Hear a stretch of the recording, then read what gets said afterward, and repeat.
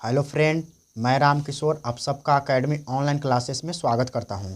दोस्तों, आप सबका हमारे चैनल में बहुत बहुत स्वागत है। तो फ्रेंड, आज हम आपको बताएंगे कि सिद्ध करें कि f बराबर r/2 होता है। यानी कि देखिए, बोर्ड के एग्जाम में 6 नंबर में पूछता है दोस्त। ये बहुत एग्जाम के पॉइंट ऑफ व्यू से काफ़ी महत्वपूर्ण है। क्वेश्चन आ जाएगा साइंस में कि सिद्ध करें कि f बराबर r/2 होता है।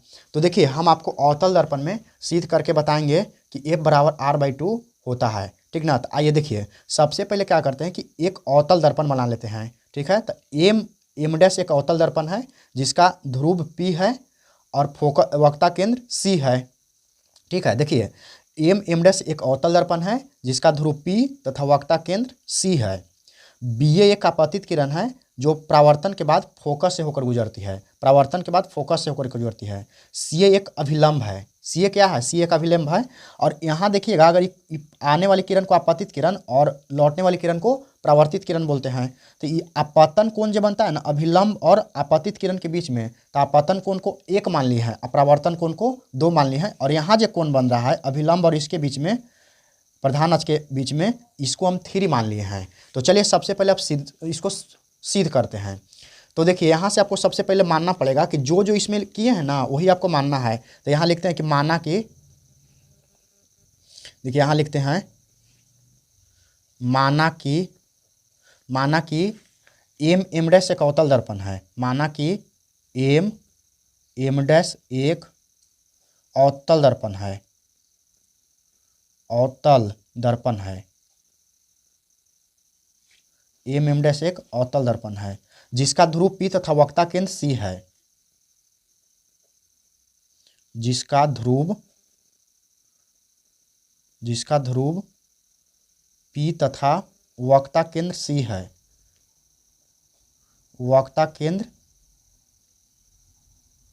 केंद्र C है। यानी कि देखिए, इसका मतलब क्या हुआ कि ये जो है ना, से BA क्या है, मान ली एम डैश क्या है, एक आपतित किरण, और जिसका ध्रुव क्या है, P है, और C क्या है, तो C है वक्ता केंद्र है।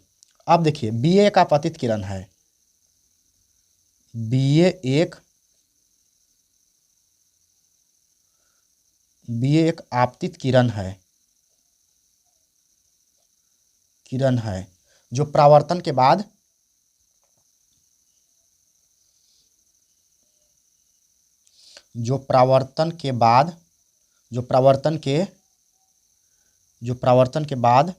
फोकस से होकर गुजरती है।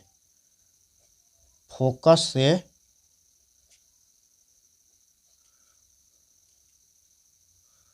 होकर गुजरती है। जो कहाँ से? फोकस से होकर गुजरती है। अब देखिए, और CA क्या है? CA एक अभिलंब है तथा CA एक अभिलंब है। CA एक अभिलंब है। CA एक अभिलंब है। देखिए, इतना आपको मान लेना है। ठीक है। यानी कि जो चीज बनाए ना इसमें आकृति में, वही को क्या कर दे, बस लिख दिए हैं। चलिए, अब इसका हम आपको देते हैं प्रमाण। यानी कि अब हम लिखते हैं प्रमाण के बारे में कि इसका प्रमाण क्या होना चाहिए। तो देखिए, जो प्रमाण है ना, प्रमाण में सबसे पहले एकांतर कोण से आपको करेंगे। प्रमाण में क्या करेंगे? एकांतर कोण से, या तो परावर्तन के नियम से कर सकते हैं। तो देखिए, परावर्तन के नियम से, तो देखिए, परावर्तन के नियम क्या होता है कि आपतन कोण का मान परावर्तन कोण के मान के बराबर होता है। तब कोण 1 और कोण 2 क्या होगा? दोनों आपस में क्या होगा? बराबर होगा। इसीलिए क्या करेंगे कि कोण 1 बराबर क्या कर देंगे? कोण 2 कर देंगे। क्यों? क्योंकि देखिए, आपतन कोण और परावर्तन कोण क्या होता है? दोनों बराबर होता है। आप पहले वाला वीडियो में देखिएगा तो वहाँ से आपको समझ में ज़्यादा आएगा। इसको हम मान लेते हैं समीकरण 1। अब करते हैं एकांतर कोण से। एकांतर कोण से, तो देखिएगा, मैथ में आप पढ़े होंगे कि एकांतर कोण जो होता है सब कोण 1 और कोण 3 के बराबर होगा। क्योंकि जहाँ जेड बनता है ना, वहाँ ऑलरेडी क्या होता है? एकांतर कोण होता है।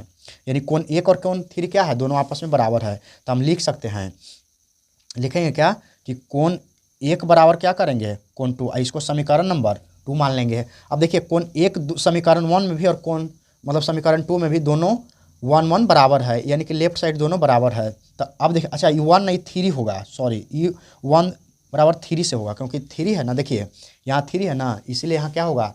यहाँ आपका 3 होगा, ये 3 लिखल है। ठीक है, तो अब देखिए 1 और 1 बराबर, तो इधर क्या होगा, ये बराबर हो जाएगा। तो समीकरण कितना से कर दें, तो समीकरण 1 और 2 से, समीकरण 1 और 2 से। तो अब 2 से करते हैं, तो कोण 2 बराबर कितना हो जाएगा, कोण 2 बराबर कोण 3 हो जाएगा। इसको समीकरण नंबर मान लेंगे 3। अब देखिए 3 मान लेंगे। अब इसको अगर देखिएगा तो हम क्या करते हैं, अब यहाँ से देखिएगा ना, तो देखिए चूँकि क्या है ना कि दर्पण का द्वारक बहुत ही छोटा है, इसलिए ये बिंदु जो होगा ना, ये बिंदु है P के काफ़ी निकट है। तो हम लिखेंगे चूँकि दर्पण का द्वारक बहुत ही छोटा है, चूँकि दर्पण का द्वारक बहुत ही छोटा है, इसलिए P बिंदु, इसलिए ए बिंदु P के काफ़ी निकट होगा, यानी कि इसलिए ए बिंदु P के काफ़ी निकट होगा। इसलिए क्या होगा, ये बिंदु P के काफ़ी क्या हो जाएगा, निकट हो जाएगा। अब देखिए निकट हो जाएगा तो इसमें आपको सोचना है कि आखिर जो निकट होगा, तो अब यही है ना से जितना PF होगा ना उतना ही क्या होगा, EF हो जाएगा। यानी कि अब देखिए, अच्छा PF बराबर, यहाँ से अगर देखिएगा समीकरण 1 और 2 से, तो एक काम और कर सकते हैं। देखिए यहाँ थोड़ा सा क्या करेंगे ना कि वो जो कोण 2 और कोण 3 जो है ना, वो दोनों क्या होगा, बराबर है। तो कोण 2 के सामने वाला भुजा, तो देखिए कोण 2 के सामने वाला भुजा क्या होगा, CF होगा, और 3 के सामने वाला भुजा AF होगा। इसका मतलब है कि CF बराबर क्या हो जाएगा, यहाँ थोड़ा सा कर देना, CF बराबर AF हो जाएगा। और इसको मान लेते हैं समीकरण 3, ठीक है ना, इसको काट देते हैं, इसको ना करते हैं, ठीक है, इसको कर लेते हैं, क्योंकि इसको बस मान रख दिया कि 2 के मान कितना है, CF बराबर AF है। ठीक है, अब इसको कर दिए ना। अब क्या करते हैं कि अगर ये दोनों बराबर है तो इसलिए क्या होगा, PF बराबर क्या होगा, CF होगा। तो हम यहाँ लिखेंगे कि PF बराबर क्या हो जाएगा, PF बराबर जो होगा ना से CF के क्या हो जाएगा, बराबर हो जाएगा। PF बराबर क्या होगा, CF। इस समीकरण को कितना मान लेते हैं, 4। और अब देखा जाए तो CF एक साइड इधर भी और CF, इसको पहले सीधा कर लेते हैं, चाहे तो इसको अभी रुक जाते हैं। हम इसको क्या कर लेते हैं, CF बराबर क्या करते हैं, PF कर लेते हैं, CF बराबर PF। इस समीकरण नंबर 4 मान लेते हैं। देखिए CF इधर भी और CF ये दोनों क्या है, आपस में बराबर है। अगर ये दोनों आपस में बराबर है तो यहाँ से क्या करेंगे, यहाँ से हम आपको बताएंगे कि इसमें जो होगा, अब ये दोनों क्या हो जाएगा, आपस में बराबर हो जाएगा। तो जैसे ही इसको बराबर करेंगे ना, तो समीकरण कितना से कर दें, यानी समीकरण 3 और समीकरण 3 और 4 से करते हैं। तो समीकरण 3 और 4 से करते हैं, तो इसका मतलब क्या हो गया कि CF और CF क्या है, बराबर है। तो F बराबर क्या हो जाएगा, F बराबर आपका हो जाएगा PF, A बराबर PF हो जाएगा। यानी कि जहाँ अब AF आएगा ना वहाँ PF लिख सकते हैं, और जहाँ PF आएगा वहाँ AF कर सकते हैं। तो अब देखिए ये तो ठीक है। अब हम क्या कर सकते हैं कि यहाँ देखिए ध्यान से, अगर यहाँ देखिएगा तो PC को हम क्या लिख सकते हैं, तब PC को हम लिख सकते हैं ना, P और C को हम ना लिख सकते, PF प्लस CF लिख सकते हैं कि ना। इसका मतलब है देखिए यहाँ से अगर करना चाहते हैं तो थोड़ा सा हम इसको अब एने करते हैं, यानी कि देखिए यहाँ से, अगर यहाँ से आप देखिएगा ना तो हम PC को लिख सकते हैं, यानी कि अब करके लिखेंगे।